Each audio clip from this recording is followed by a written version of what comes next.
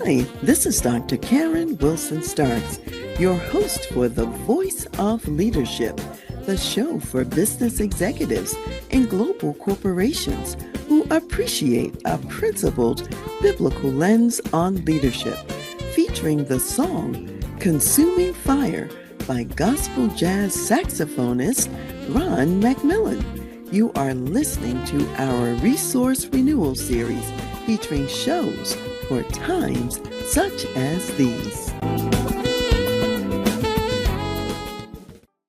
Welcome to the Voice of Leadership, and thank you for joining me today. We have a very exciting subject, which is about with liberty and justice for all. I have a very special guest with me today to have a great dialogue and conversation together about what are the implications of liberty and justice for all in the workplace. So let me tell you a little bit about my guest. My guest is Dr. Marvin A. McMickle, who was born in Chicago, Illinois. He holds a BA degree in philosophy from Aurora University in Illinois, a Master of Divinity degree from Union Theological Seminary in New York City, and a Doctor of Ministry degree from Princeton Theological Seminary in Princeton, New Jersey. In addition, he did 2 years of graduate study at Columbia University in New York. Dr. McMickle also holds the following honorary doctorates: Doctor of Divinity from Aurora University, his alma mater, Doctor of Philosophy from Case Western Reserve University in Cleveland, Ohio, and Doctor of Humane Letters by Payne Theological Seminary in Wilberforce, Ohio. He was ordained in the Christian ministry in 1973 at Abyssinian Baptist Church of New York City, where he also served on the pastoral staff. Other pastorates include St. Paul Baptist Church of Montclair, New Jersey, and Antioch Baptist Church in Cleveland, Ohio. While at Antioch Baptist, he led the church in establishing a ministry for people infected with or affected by HIV/AIDS. This ministry was the first of its kind in the entire country. The church also instituted a community tithing initiative where the church tithed 10% of its annual budget to various community programs and agencies. Dr. McMickle's academic posts include serving as 12th president of Colgate Rochester Crozier Divinity School, member of the Board of Trustees of Cleveland State University, professor of homiletics at Ashland Theological Seminary, visiting professor of preaching at Yale University Divinity School, and adjunct instructor at Princeton, New Brunswick, and New York Theological Seminaries. As a community leader, Dr. McMickle also served as president of the Cleveland NAACP and Urban League, and president of the Shaker Heights Board of Education. He's an active member of the Progressive National Convention, American Baptist Churches USA, and is a member of the Martin Luther King Jr. International Board of Preachers at Morehouse College in Atlanta, Georgia. He also holds several pastor emeritus, professor emeritus, and interim pastor positions. Dr. McMickle has been married to his wife Peggy since 1975. They have one son, Aaron, who resides in New York City with his wife and 2 daughters. So, Pastor McMickle, I am so delighted to have you here today. Thank you so much for joining me. Well, thank you for inviting me. I very much appreciate the invitation to come. I know it came by way of a mutual friend of ours, Rabbi Daniel Roberts, who spent a lot of time in the Cleveland area, has now moved into Colorado. But I'm delighted to be here. Thank you for the invitation and for the very generous introduction. Thank you. Thank you so much. I'm really so happy that you're here. You have so much experience, and you're the perfect person with whom I can have this dialogue about with liberty and justice for all. So let me start with the questions. My first question to you, Dr. McMickle, is this.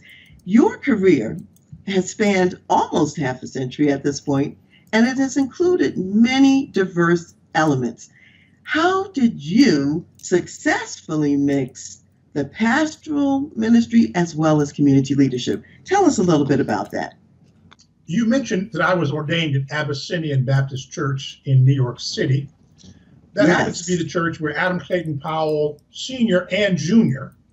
were pastors. Adam Clayton Powell Jr., of course, was not only a member of the New York City Council, 1941, 1942, but he was also a member of the United States House of Representatives for 11 terms. He was then succeeded by Dr. Samuel Proctor, who had been president of the Virginia Union University in Richmond, North Carolina A&T University in Greensboro. Dr. Proctor said to me and to all the ministers on the staff at that time what Benjamin Elijah Mays had said to him. I need you to be a 40-year man. I said, well, what is a 40-year man? He said, it's a person who devotes his career to both the church and society over a stretch of at least 40 years. In other words, don't start and stop. Don't jump in and jump out. Don't try and fail. Instead of that, be a 40-year man. I've tried to be involved in education. I've tried to be involved in civil rights. I've tried to be involved in pastoral ministry. I've tried to be involved as an author. I've written 17 books. The 18th one was just sent to the publisher.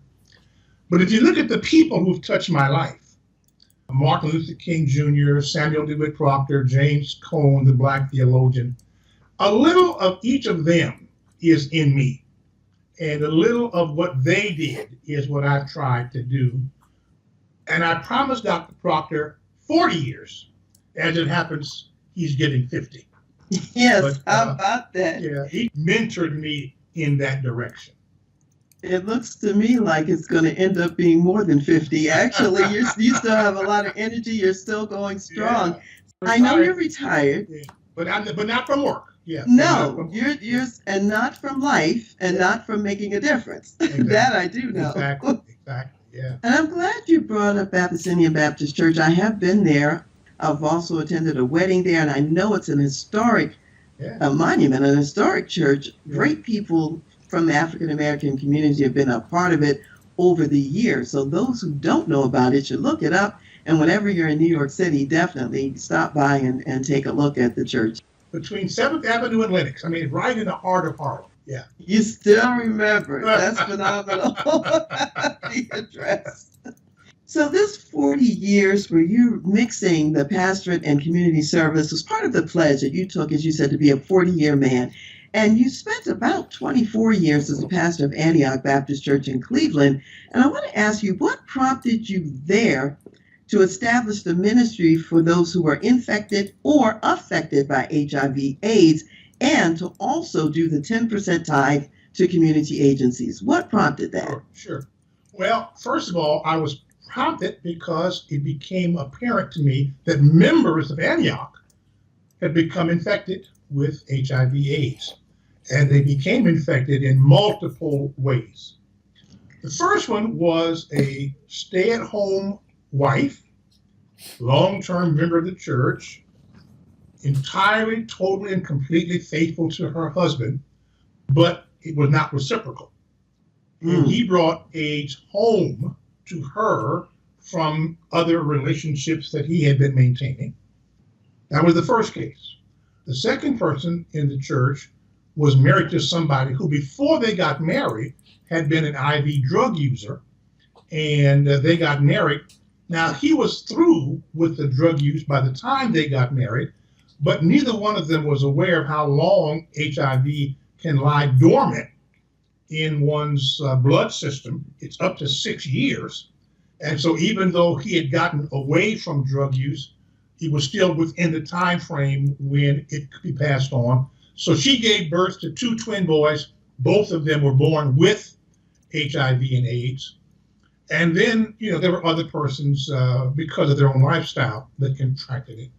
So it became clear to me that at the time that I discovered this, people were of the opinion that AIDS was a white, gay, male disease, and that only they had to be concerned about it. I now knew that was a fallacy, that HIV had already become a disease primarily impacting African American women, and then African American young people, and now African American seniors. Well, if you look inside the average Black Baptist church, what do you see? African American women, African American teens, African American seniors, and African American men as well. So I had to respond because I was the pastor of people who were struggling with HIV and AIDS, and I had to help them learn the lessons of how to not contract that disease. I wrote a book called A Time to End the Silence, and it was about how pastors have to become much more outspoken about the fact that HIV and AIDS is in their churches, among their membership, perhaps on their staff, and they owe it to themselves and to their church to call this attention to this tough issue. The issue of 10% tithing is because I don't think I have the right to ask people to give 10% to the church if the church won't turn around and give 10% to its impacted community.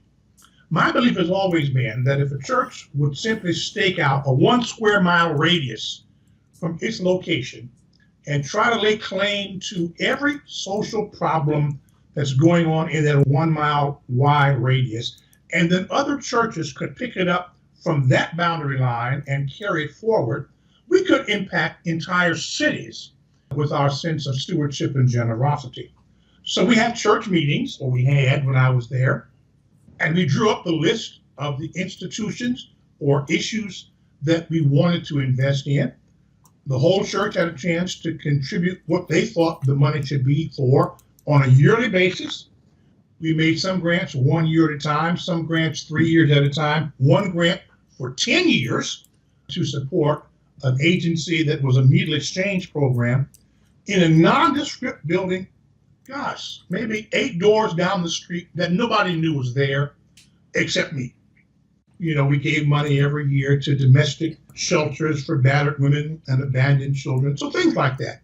My belief is that the church is at its best when it is serving those that Jesus calls the least of these, those who are the most disadvantaged, and those without any other advocacy.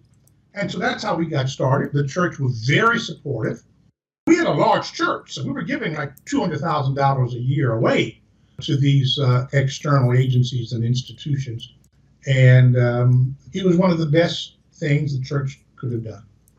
You know, I really appreciate hearing the story about that, because what it says is that this whole issue of being of service to people, you really believe in that. In other words, what your congregation was dealing with, what was important to them, that's what the church needed to focus on. And I love the fact that you just didn't say, okay, I'm not going to get involved, or put your head in the sand, because there will be many pastors that might not choose to support some of those causes that you chose to support.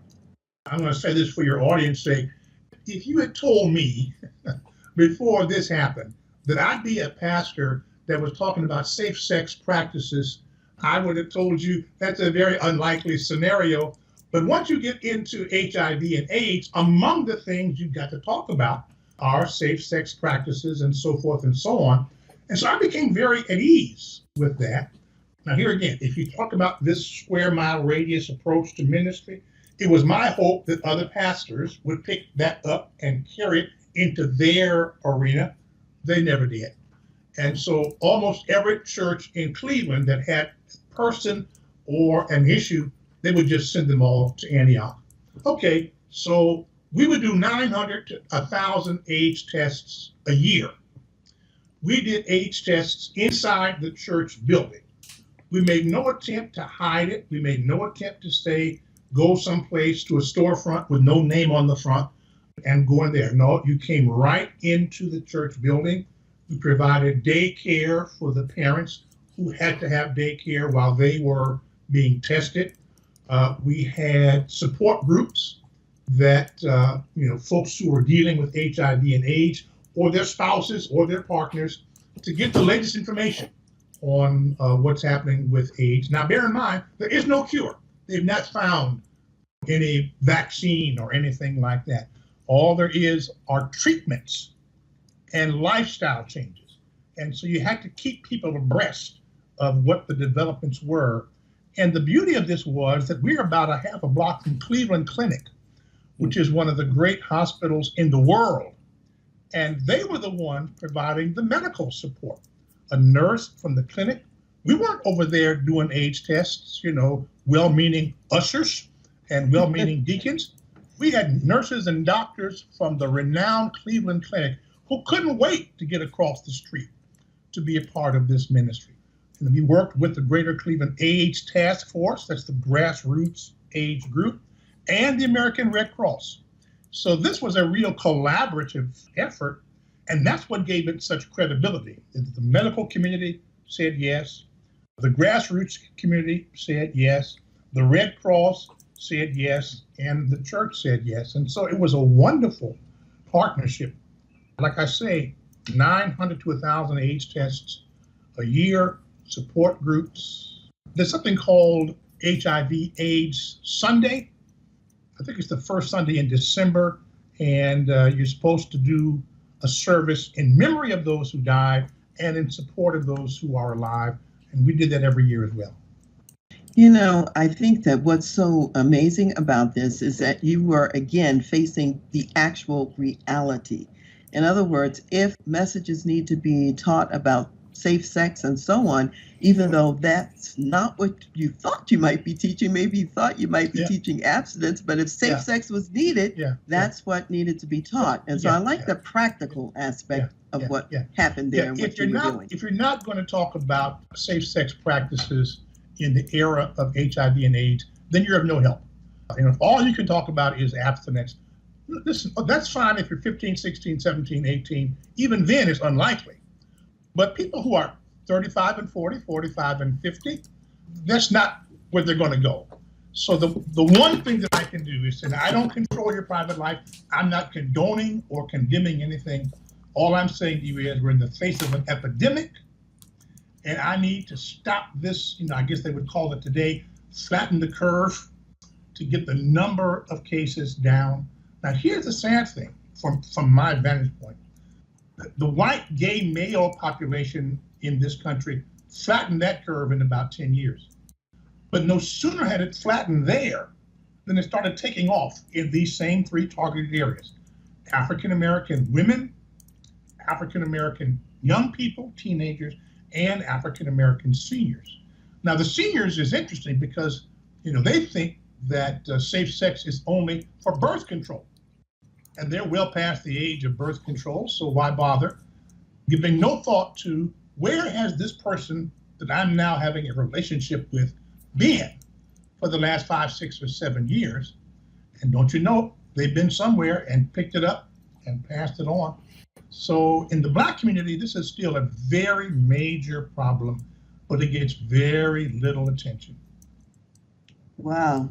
Let's shift our conversation a little bit, because since I know you've been very practical in the things we're talking about so far, I also want to get your practical perspective on some other aspects that are in the news right now. So as you already know, in the current U.S. climate, where there's a continuing problem of racial injustice, and it's just been recently highlighted by so many publicly recorded deaths of Black people, and particularly at the hands of police officers, many businesses in this climate, they feel compelled to take some sort of a stand. And a number of companies and businesses have actually issued statements in support of diversity, equity, and inclusion. And at the same time, most businesses have no idea about where to start, what to do next, or even how to think about this. So what do you believe they should begin thinking about first? Because after all, you've been in the trenches, you've done the practical thing. Where might businesses start to think? I think there are 3 levels, and thank you so much for a chance to reflect on this. The first thing that they can do is make sure that their management team is diverse. The people who help them decide about advertising, who help them decide about where they're going to set up a store or where they're going to make their products available. To the extent that your management team is homogenous, all white and largely male, there are just going to be some issues and some considerations that will never cross your mind. So, who are your executive vice presidents? Who is in charge of your human resources department? Who is in charge of the consideration about health care for all of your workers, so forth and so on? The second place, if it's a large company, is in your boardroom. Here in Cleveland, when I was active as a pastor, most of the corporations that were headquartered in Cleveland had 95% white male board representation. So people who had a different point of view about how corporations should behave were essentially locked out, because if you're not at the table, then you're being talked about but not talked to. And so the second thing they can do is be sure that they are aggressively inviting African Americans, Asian Americans, Hispanic Americans, women to be members of their board of directors.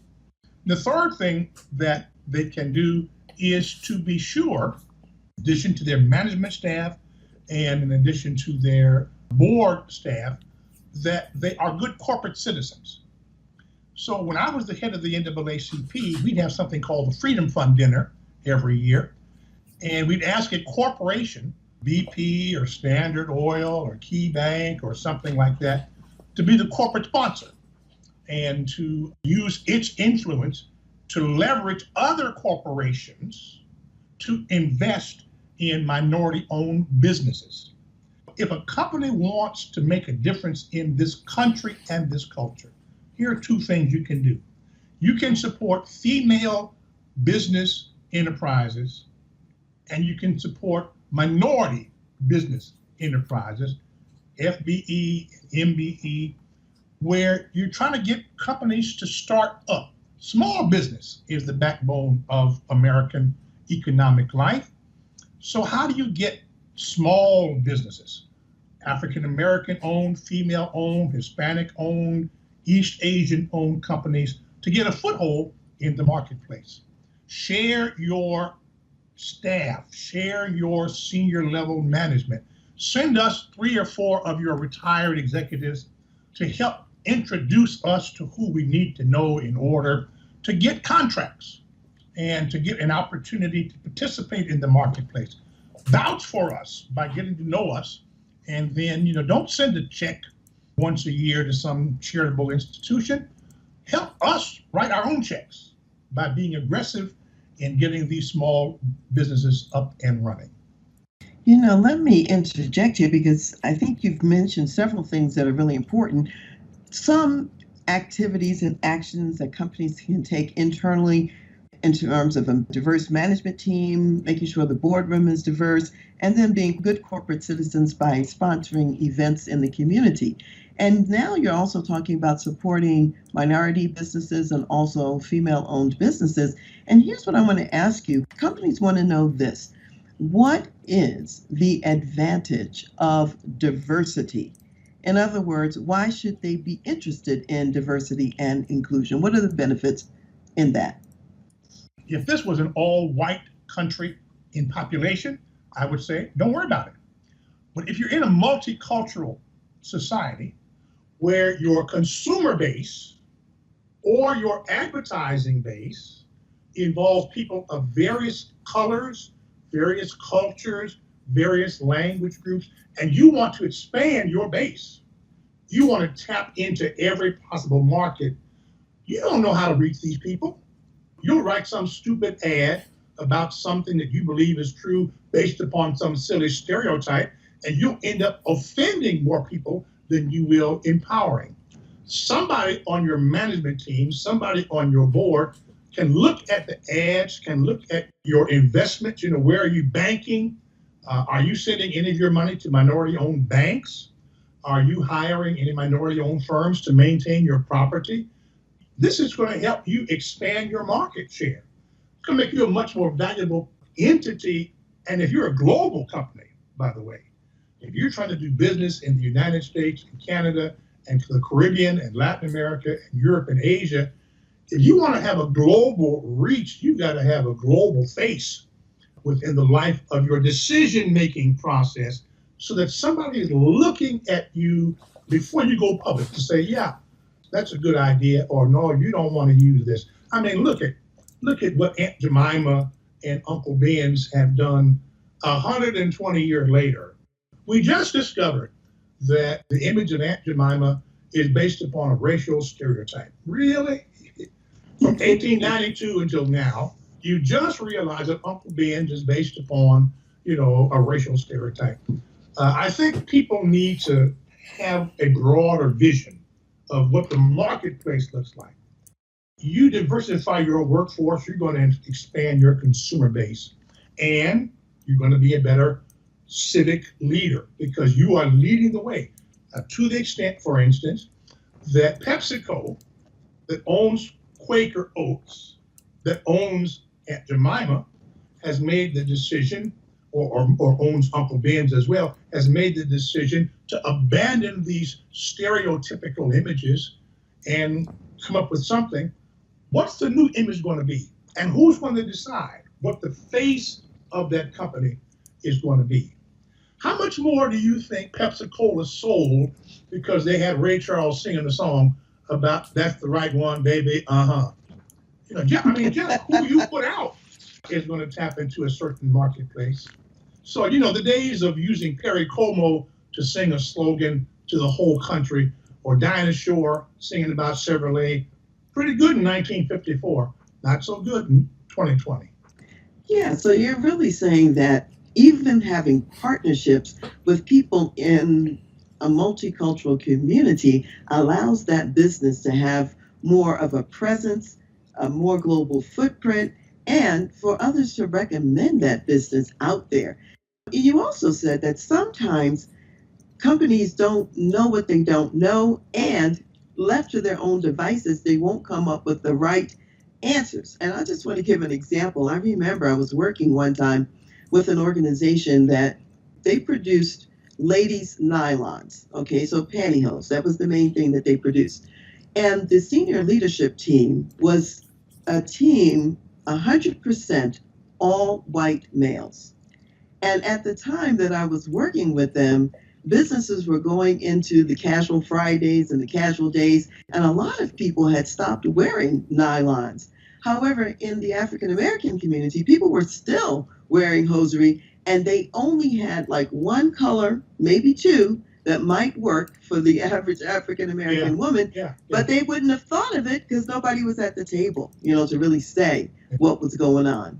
So the same thing is true with the Band-Aids. The Band-Aid company has just come out with multi-shades of Band-Aids. Well, now, I've been wearing Band-Aids that didn't match my skin tone for the last 70 years. But all of a sudden now, because somebody said, the world really has evolved, we need to get Band-Aids so when you're walking down the street, the whole world doesn't know that you got a Band-Aid on. If you're a white person, you don't see the Band-Aid. If you look like me, you got a tan Band-Aid on your hand, man, what's wrong with your hand? I need a Band-Aid that matches my skin so I don't have to explain myself everywhere I go. They got the point. That's exactly what I'm talking about. And I even like the fact that now they've put out some clear Band-Aids. So no matter what color you are, it kind of works. And you notice these things, you pay attention if it affects you and you're sitting at the table and you get a chance to help make that decision. So those are some of the really important pieces of it. So I tell you what, Dr. McMickle, I really want to continue my conversation with you.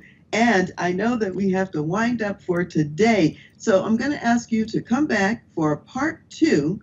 And in part 2, I want to say to the audience out there, we're going to dial in some pieces that I really do care about. We're going to talk about Dr. McMickle's learnings from Dr. Martin Luther King, for one thing, and how they may be relevant today. So I would say thank you, Dr. McMickle, for being with me today.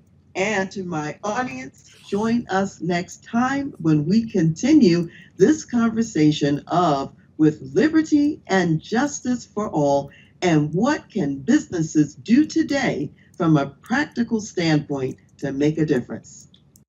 You are the instrument of your leadership.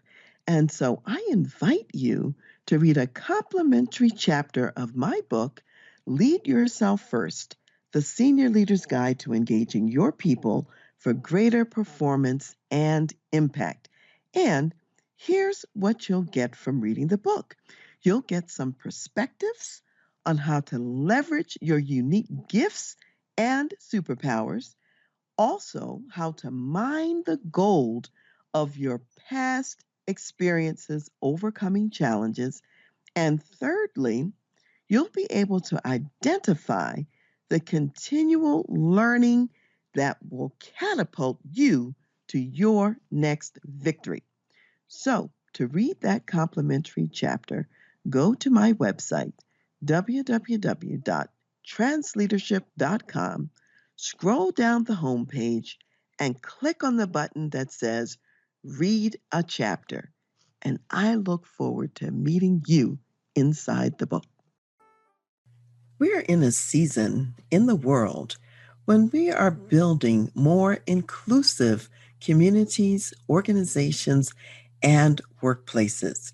And what we've learned, particularly in the last year, although we've been learning and knowing about it for a long time, is that we really need to do some healing.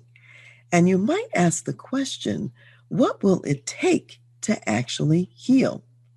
Well, the Kellogg Foundation actually is involved in a healing process, and it's called the National Day of Racial Healing, which is held every year. On the National Day of Racial Healing, many groups come together across the United States and elsewhere, and they use the materials that are provided by the Kellogg Foundation to engage in significant dialogues with diverse groups about what does the future look like and how can we co-create it together, and first of all, how do we heal ourselves before we do the work. Before I get into what I experienced in this year's National Day of Racial Healing with the Kellogg Foundation, I want to just mention a little bit about the mission of the Kellogg Foundation.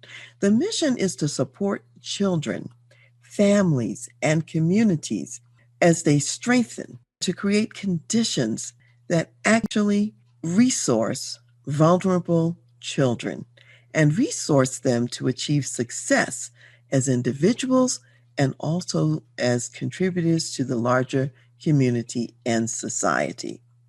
The Kellogg Foundation envisions a nation that marshals its resources to assure that all children have an equitable and promising future, a nation in which all children thrive. And they really mean all children, no matter what race, no matter what ethnic background. So when I come back to the day of racial healing, there are some aspects that you want to engage in when you're doing healing. One is truth telling. You have to tell the truth, both the good and the bad, about what has happened and what is happening. And in order to tell the truth, it's important to create safe spaces. You want to be able to recognize people and recognize their different experiences. And it's also a time of connecting people, individuals, to different cultures and to different practices. You're facilitating people moving from with a sense of agency to actually engage in social justice activism to make a difference.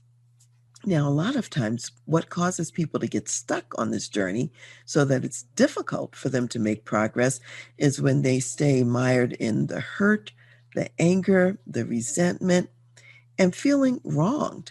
So we have to remember that racial healing is a process, and it includes these dialogues and sharing together. At this year's event, it was virtual because of still being in the pandemic situation. There were a number of phenomenal speakers from all over the country who had different viewpoints and vantage points just to elevate learning and understanding of scenarios that are going on even today in our society.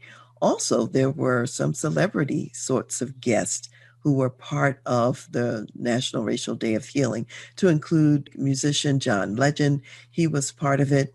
And also the National Youth Poet Laureate Amanda Gorman, who you probably saw at the presidential inauguration, she was also part of the experience as well. And my role, I was one of the people who was facilitating a group of the Kellogg Fellows who were also engaging the content of the Racial Healing Day. I was facilitating some of those conversations that we were having. Now, as a result of participating in the Racial Day of Healing, here one of the things that I learned. We were talking about the history of giving tips to workers in the restaurant industry, like waiters and waitresses. This tradition began in feudal Europe. And what happened in feudal Europe is people were paid a full wage. And in addition to the full wage, you would leave a small tip.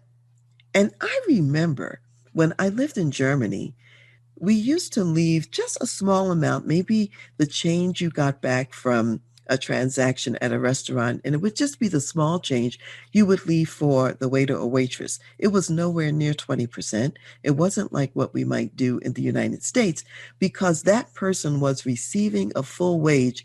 And this wasn't a tip as we typically think about it in the United States to augment the wage. The people in Germany who were waiters and waitresses, their salary was already their living wage. Well, what we learned is that in the United States, after the time of slavery, the people who were working in these jobs as waiters and waitresses were predominantly Black women who had formerly been enslaved. And because of that, the U.S. changed how the tip system worked. And instead of making the tip something extra on top of a living wage, they cut down the true wage to something that was not livable so that the person had to live on tips that they received. Now, if you can imagine, if you're in a society where there's already disparity and racial discrimination, and you're a Black woman not too long, let's say, freed even from slavery, the chances of you getting a tip are not that high. And so we found then that people really couldn't live very well on the low salary and the low tips in order to have a decent living. And even today in the United States, the base salary for those who are receiving tips at the federal level is only $2.13 an hour.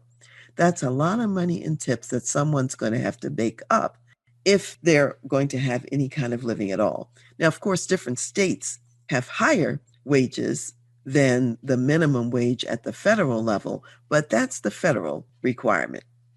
One of the women that we heard from during the National Day of Racial Healing was a woman who was a waitress, and she talked about being in that position, the kind of abuse that you have to take from patrons when you are dependent on their tips. A lot of times you can be in a situation where you have a little bit more choice and a little bit more agency if you're already being paid a living wage and don't have to rely on tips to that same degree. So that was really interesting and fascinating to me to be able to participate in that and to learn something new that I really didn't know before. So on this day of healing practices, we're engaging in activities like storytelling, dialogue, various rituals, a number of which come from the Native American communities and other communities as well, spiritual practices to really engage in the healing, including the healing of internalized oppression. A lot of times, oppressed people even oppress themselves and each other because of the oppression that's been done to them, and that has to be healed as well. And it becomes self-destructive in terms of behavior. People might being addicted to drugs, join gangs, and so on. A lot of this is because of the internalized oppression. So it's a day where you take time to reflect, you pay attention to your values, you might do some journaling, some meditation, whatever it takes to help move from one place to the next place. Maximizing opportunities for people starts with what we will call racial equity. Striving for racial equity is a world where opportunity is equally available to all. It's not only just a matter of social justice, but also being a catalyst for economic opportunity. That's where you want to go from racial healing to actually having this impact. The statistics suggest that by 2050, if we look at the workforce, about right now we have about 3.9 working people for every one person who's of retirement age. In 2050, we'll only have 2.7 people of working age for every one person who's of retirement age. So the future productivity is critical, it's important for a healthy fiscal outlook. Those people who are creating space for diverse talent, people they're going to employ in the workforce of the future, those people are going to drive the economic growth of the future. And so it's going to be really important that we take a look at systemic barriers and begin to reduce some of those barriers. Begin to identify where oppression might exist and to uncover the power dynamics and to address them. So, for example, there are three major areas that affect children, that affect their future opportunities, that affect what later happens to them in the workplace. One is a matter of housing. Many times, impoverished children are located in concentrated areas of poverty. So when they grow up, they actually don't have as many choices as those children who grow up in what you could call opportunity areas. When you grow up in an impoverished area, you're less likely to go to college, you're less likely to get additional education of any type. You have a much lower earning potential as opposed to those children who grow up in opportunity areas where it's just the opposite. So even affecting housing makes a difference in terms of what happens to children later in the workplace. Also, there are a number of health disparities, and we do know that healthier you are, the more options and choices that you can make as well. A third pillar would be some things that happen in education. Although the research shows that children of color do not misbehave more than white children do, the reality is that children of color are punished at a much higher and harsher rate than their white counterparts. And this actually sets the stage for that trajectory of going from school even to prison. And so being able to address the climate that exist in the school system and the kinds of schools that children go to make a difference in terms of their experiences and their realities.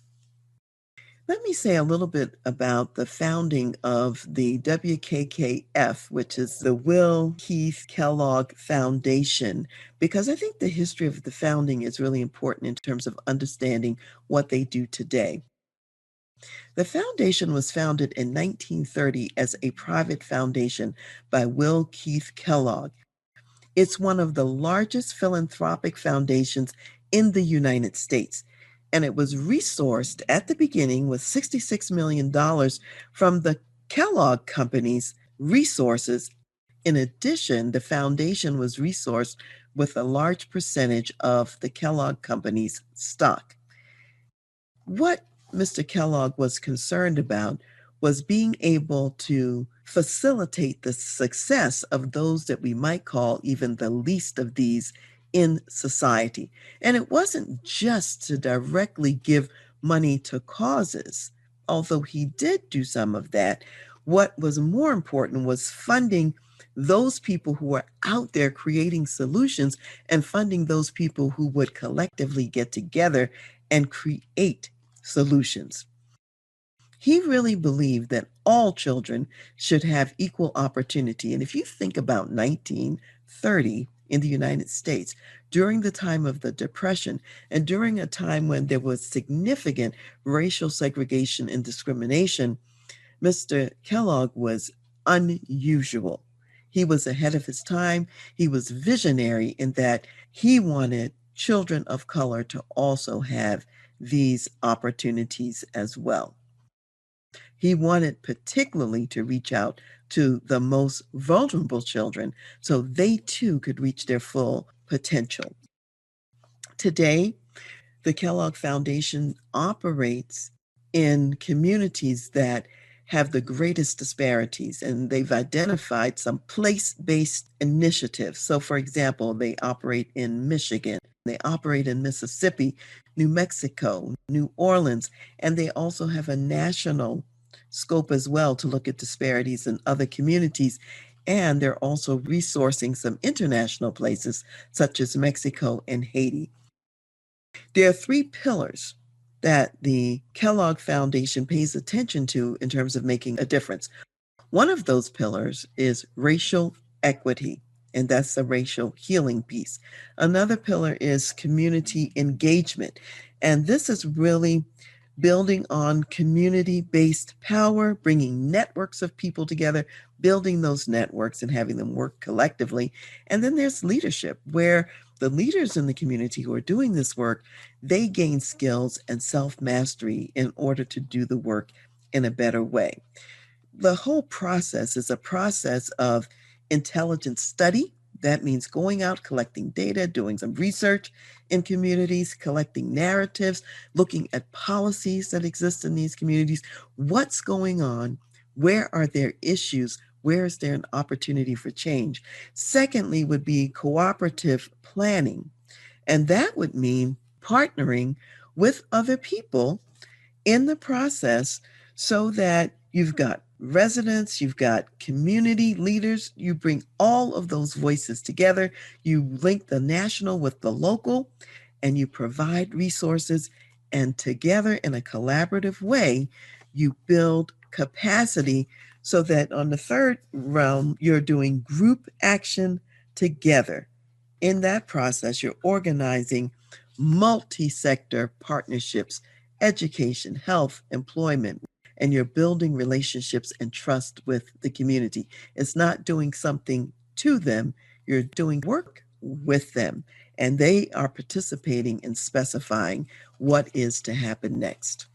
And when we think about the workplace, some of the actions and initiatives important to do in the workplace would be to review the hiring and work practices of the workplace, number one. Number two, you make some targeted investments in people and in communities, such as a lot of corporate social responsibility programs are doing today. And then thirdly, you want to support the public policies that increase the ability for all to succeed.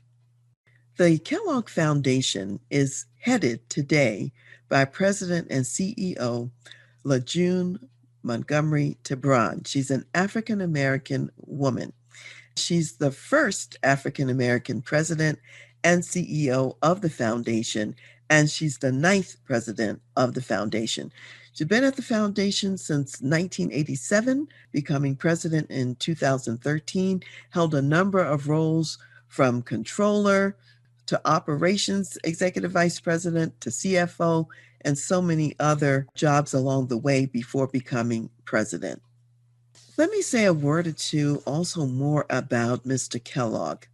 He really believed in the power of communities to forge solutions for themselves in the areas of health and happiness and well-being for their children.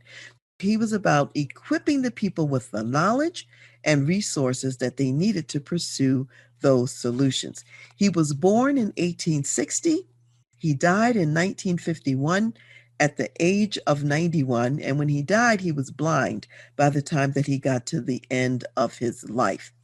He held a number of different jobs along the way, first working with his brother in a sanitarium and a spa that really was for people who were challenged in many ways. And while he was there, that's when he experimented, and particularly in the middle of the night, creating food for the sanitarium and the spa. He accidentally created the cornflake. And that's when the food was born in about 1906.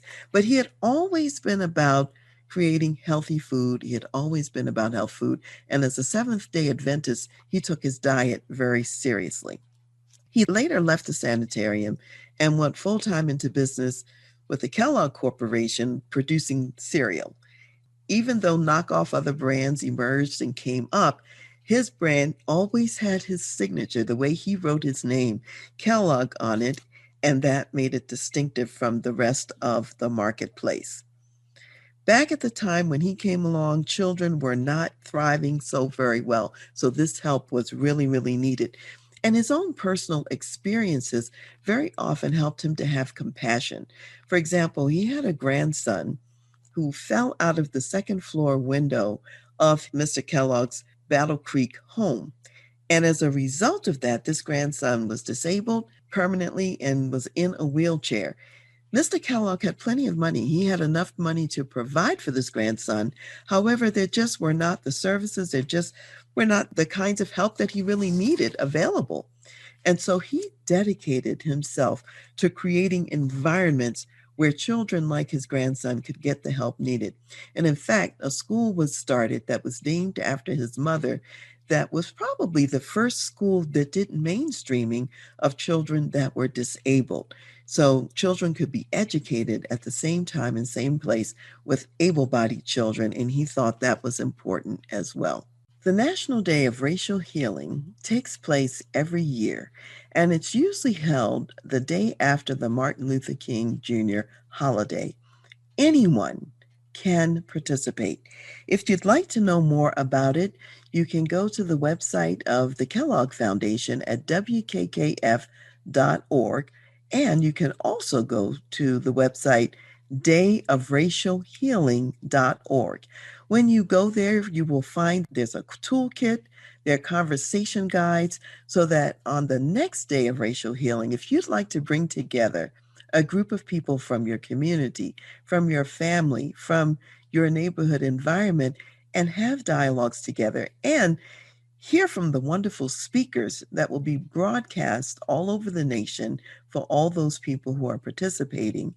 You can find out about the information now and start to get ready. So again, wkkf.org or dayofracialhealing.org.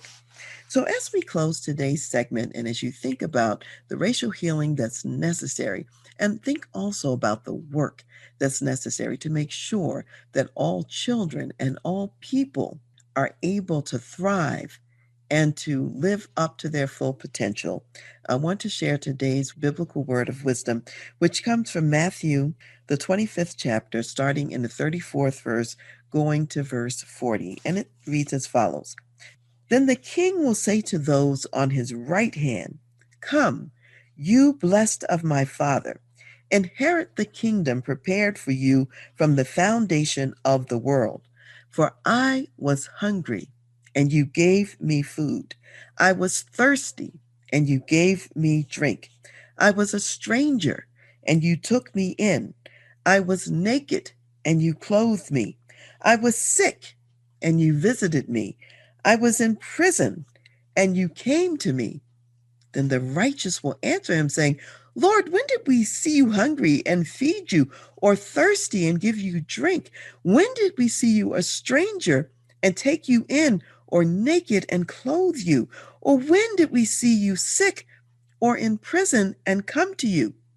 And the king will answer and say to them, Assuredly, as I say to you, inasmuch as you did it to one of the least of these, my brethren, you did it to me.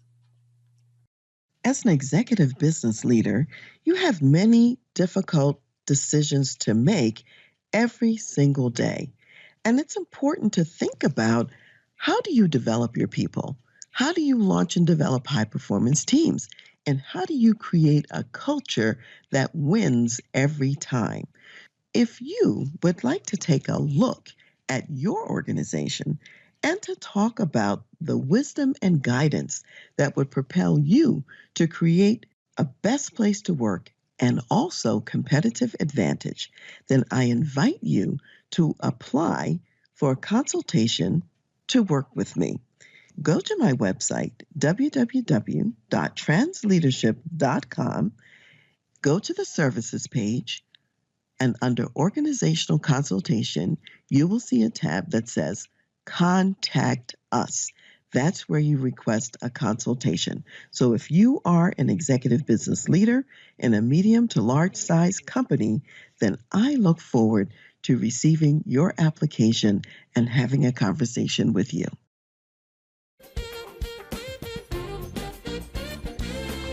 Thank you for listening to The Voice of Leadership with me, Dr. Karen Wilson Starks.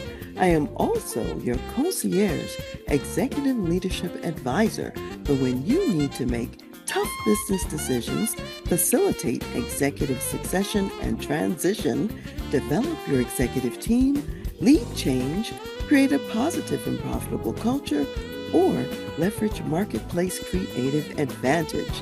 You can reach me at Dr. Karen, Karen, at transleadership.com.